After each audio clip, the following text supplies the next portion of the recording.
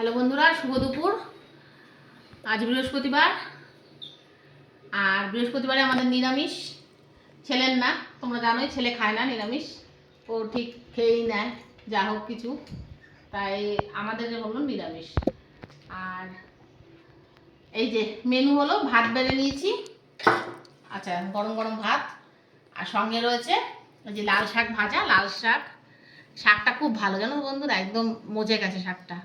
আচ্ছা, পটল ভাজা, ডাল, মটরের ডাল, তোমার এই যে ডাটা দিয়ে মটরের ডাল, আর পাঁপড় ভাজা, আচ্ছা ছানার কোপ্তার তরকারি, আচ্ছা ছেলের রয়েছে ডিম সিদ্ধ, জানোই তো তোমরা ছেলের ডিম সিদ্ধ লাগবেই, আর রয়েছে মিষ্টি মুখ করার জন্য রাজপাতে চাটনি, আমের চাটনি।